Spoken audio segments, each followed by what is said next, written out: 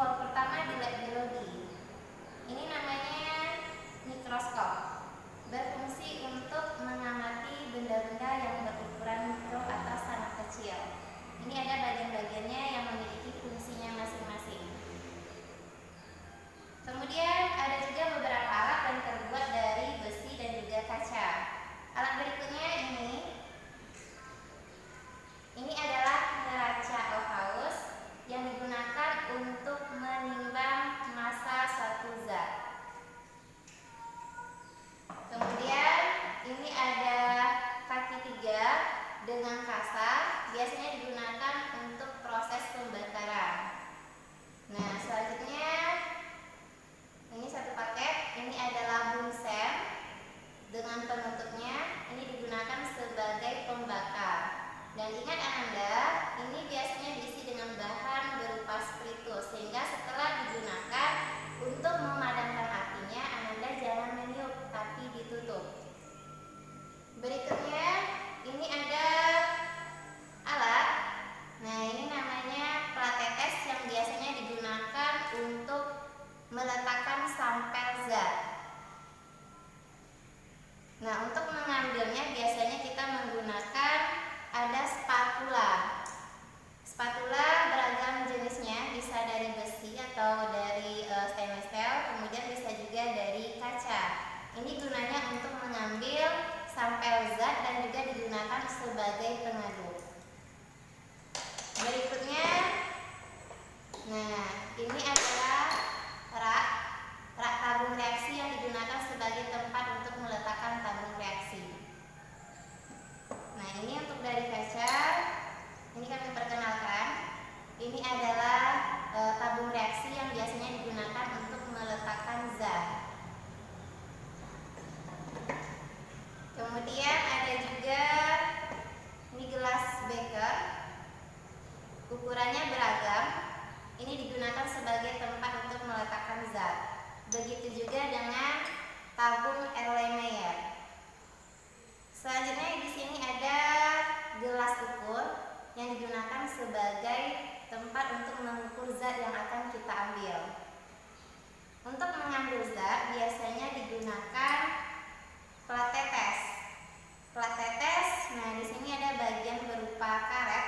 Cara mengambil zat itu digunakan untuk mengambil zat cair, dipencet sampai dia tertarik seperti ini. Kemudian jika melepaskan dengan memencet kembali. Kemudian ada lagi, nah seperti kalau seandainya tabung reaksi ini kalau kita bersihkan menggunakan tangan tentu susah. Maka ini ada alat pembersihnya. Selanjutnya ini ada penjepit yang digunakan untuk menjepitkan tabung reaksi. Kemudian ini ada corong yang digunakan sebagai mempermudah kita dalam pengambilan zat untuk memasukkannya ke dalam tabung atau gelas yang lebih kecil. Kemudian di sini juga ada lumpang dengan alu yang digunakan untuk menghaluskan bahan-bahan atau zat. Kemudian di sini, nah ini satu paket dengan mikroskop. Ini adalah kaca objek, tempat kita meletakkan objek, kemudian menutupnya digunakan gelas penutup atau kaca penutup. Nah, itu dia untuk beberapa alat. Selanjutnya bahan. Nah, di sini ada berupa bahan, ada yang cair, kemudian ada juga yang padat. Nah, untuk bahan biasanya itu ada simbol atau tanda. Anda sendiri itu sudah belajar mengenai tanda-tanda atau simbol-simbol dari bahan berbahaya. Selanjutnya, satu paket lagi dengan mikroskop. Ini adalah preparat yang sudah jadi, yang bisa Anda gunakan dalam pengamatan menggunakan mikroskop. Selain alat dan bahan, di lab biologi biasanya juga ada alat-alat bantu berupa benda-benda yang digunakan dalam pembelajaran sebagai media. Bisa berupa torso, ini contohnya, dan bisa juga berupa carta, ini seperti ini. Nah, fungsinya sama, yaitu sebagai alat atau media untuk mempermudah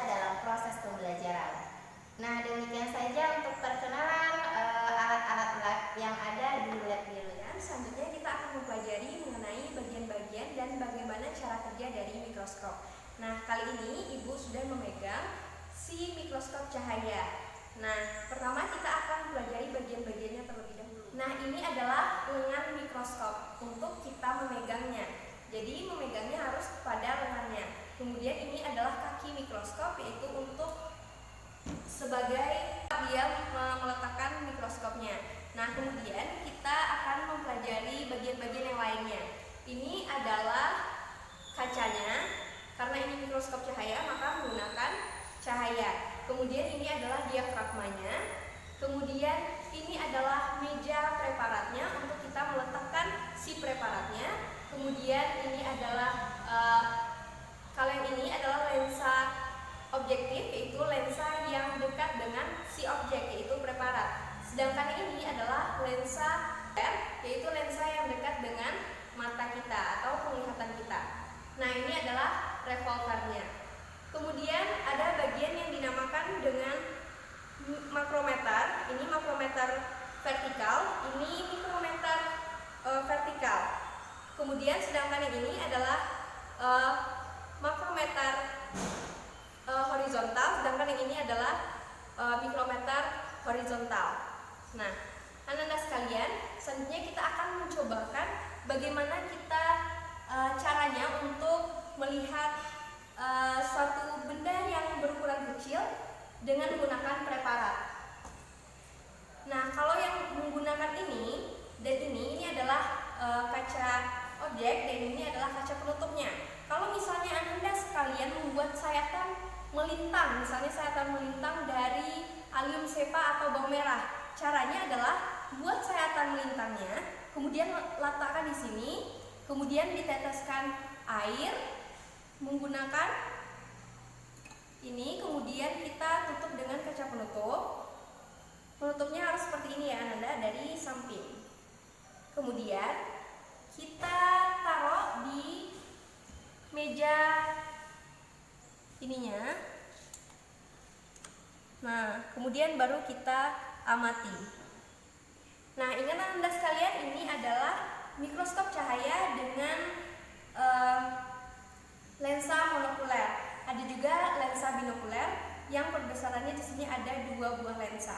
Nah, Anda sekalian, di sini Ibu sudah meletakkan preparat dari daun zimeis atau daun jagung. Nah, di sini sudah ada ya Ananda, sudah diletakkan, sudah dijepit juga, sudah diletakkan sesuai dengan penglihatan kita. Nah, kemudian caranya kita bisa melihat si daun si zimeis ini melalui lensa okuler, yaitu lensa yang dekat dengan mata kita.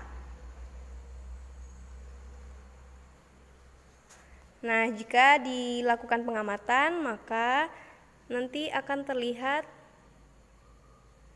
seperti ini.